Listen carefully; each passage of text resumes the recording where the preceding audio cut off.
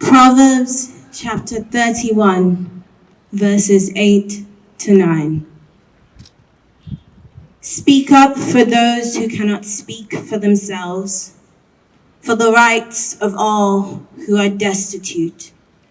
Speak up and judge fairly. Defend the rights of the poor and needy. In the tapestry of my life, there exists a profound and enduring thread, woven with the wisdom, kindness, and unyielding integrity of my beloved Uncle Shay, an exemplary man who not only raised me, but sculpted the contours of my character with his indelible influence. Today I bid farewell to my guardian, mentor, and fatherly guide. My dear Uncle Shay, known to the world as the legal luminary Akoto Ampaw, was the very embodiment of justice, a voice for the voiceless, and the unwavering pillar that held our family together. As a child, Uncle Shay was my own personal superhero. I would watch him command so much authority with grace and humility each time he walked into a room. I would peek in on his early morning yoga poses in absolute awe, convinced that he must have super strength. It didn't help that he was also the tallest person I knew. Uncle Shay set the bar unbelievably high for a 6-year-old. On weekends, he would sit with me and share stories of his days in St. Francis, painting a picture of childhood filled with an abundance of love and laughter. Tales of roughhousing with Pius, his father, much to the amused chagrin of Dorothy, his perfectly poised mother.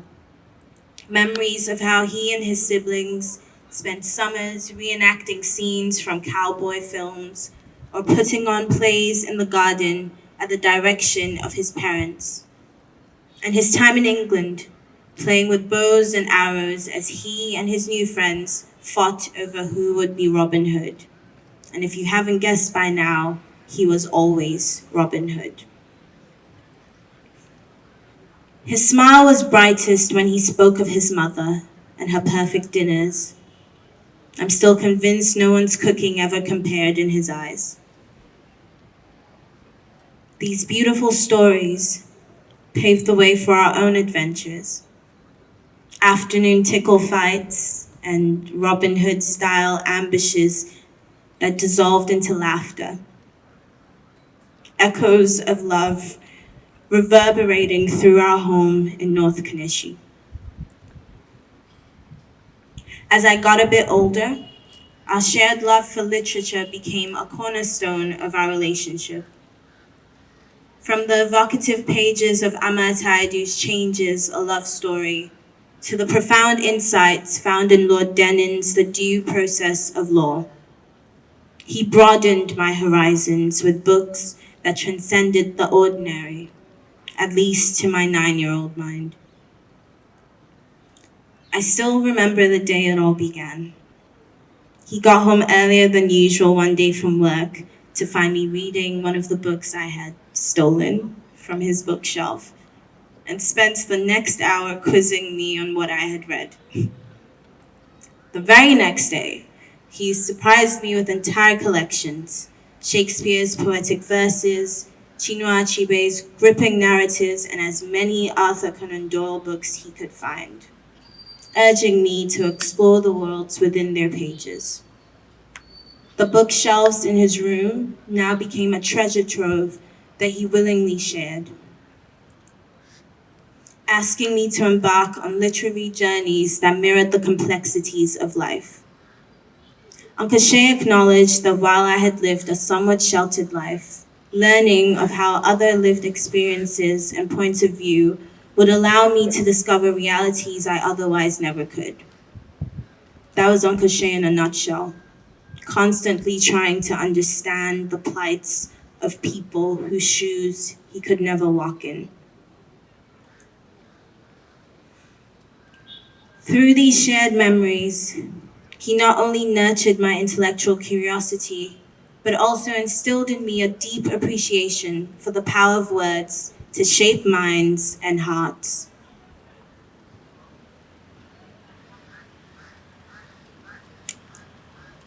In the wake of tragedy, when darkness enveloped my world with the loss of my birth mother, Annette, Uncle Shay, and our dearly departed Tanti emerged as beacons of strength. Together they cradled me through the storm, offering solace and boundless love. If Tanti was my heart in human form, Uncle Shay was my very spine and rib cage, who held us up, protected, and kept us safe. While the pain of losing them both so soon is insurmountable, anyone lucky enough to witness their love would know that imagining them apart is an impossible task, to say the least. In times of need, his protective embrace provided comfort, and his guidance illuminated the path forward. Tanti and I would jokingly call him Prophet Ezekiel, largely due to how downright prophetic much of his advice and cautions were, but in part for the dark gray shirt he often wore at home with a large Ezekiel printed across. Uncle Shay Shay was a boundless well of knowledge and inspiration, ever ready to impart his wisdom and experience wherever they were needed. In fact, this might be the only thing I've ever written without his constructive criticism and proofreading. If you can't tell from my many run-on sentences. We never tired of things to talk about, whether it was over the limited and whitewashed history I was being taught in class 6, or the future implications of advancements in neuroscience on legal rules when I chose to write my final year paper on neuro law.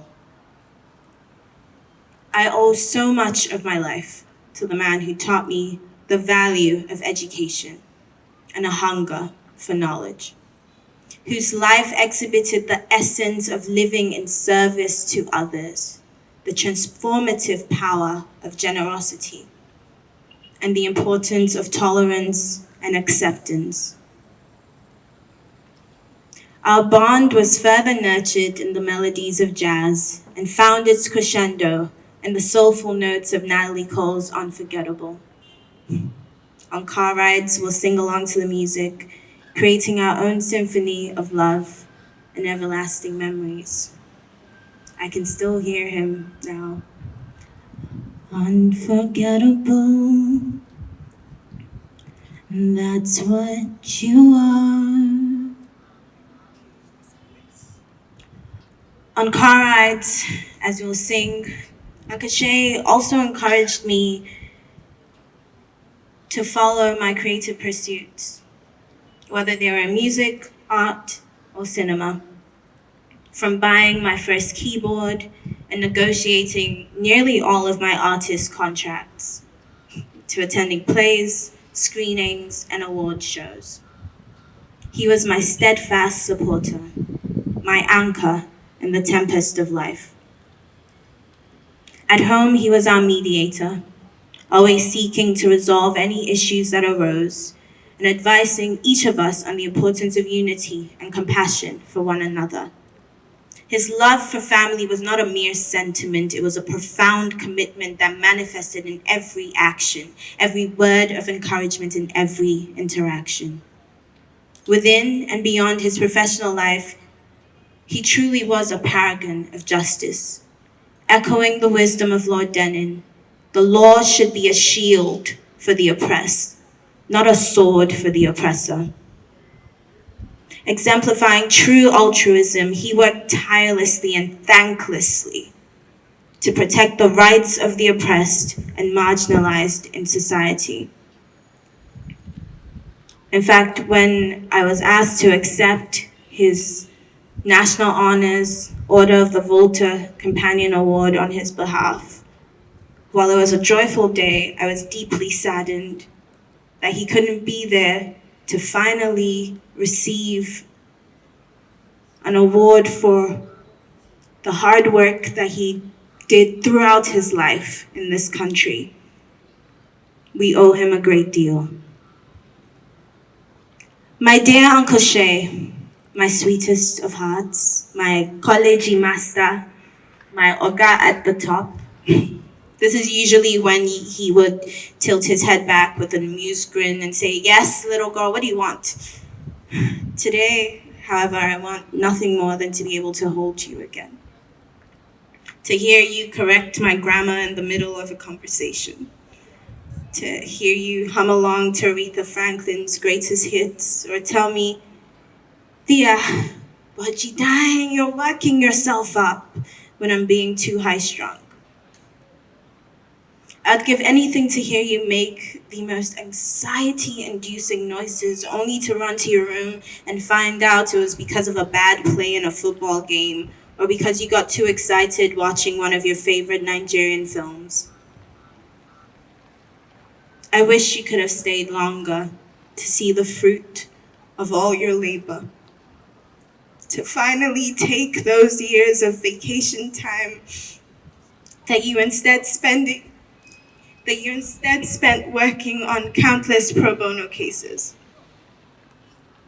I wish life had been kinder to you and shown you the unconditional grace that you showed to us all.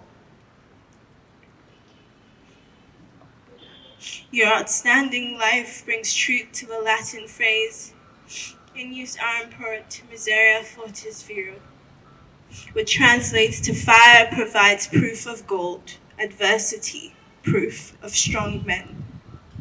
The fires you selflessly walked through to protect many of us here today provided proof of your heart of gold, and the adversity you faced evidence of your courage and bravery. Thank you for caring for me as though I was your own, for the depth of love and joy and the unwavering support you poured into me. Know that every day I live henceforth is a tribute to all you were in my life. As I come to terms with your passing, I can't help but think of David Eagleman's words. There are 3 deaths. The first is when the body ceases to function. The second is when the body is consigned to the grave.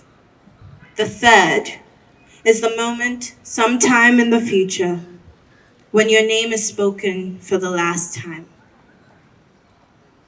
I take solace in the knowledge that the third death will never come to you. Your name, Akoto Ampaw, shall be spoken until the end of time, as a testament to your great legacy and the countless lives you touched, nurtured, and changed for the better. Your legacy shall endure with might, as memories of your kindness dance, shining bright. Your footprints of compassion will forever remain, a beacon of hope amidst life's joy and pain. Rest now in heaven's warm embrace, the afterline serene, where tranquility reigns in your shroud as new as made clean. May your soul find everlasting peace and never sever, for your legacy, dear Uncle Shay, shall live on forever. Adieu, my darling Uncle Shay Shay. Give Mommy Annette and Tanti all my love. I would have ended here, but this morning, as I was getting ready, there was a song that kept playing in my ear. Those of you who watched the election petition cases, most recent one, would remember in intermissions the song Gananiba. So I will ask the choir to please sing it as I go off in memory of him. Thank you.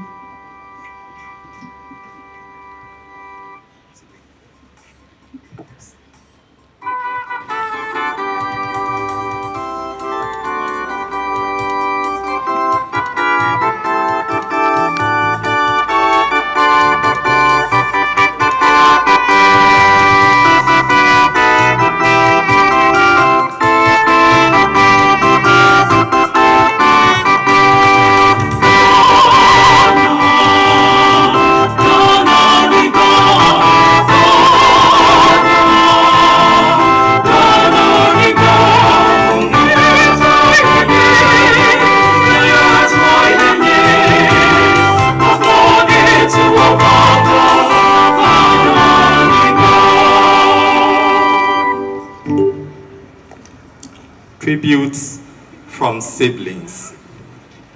Keep watching Stone Media GH. Thank you very much. Thank you.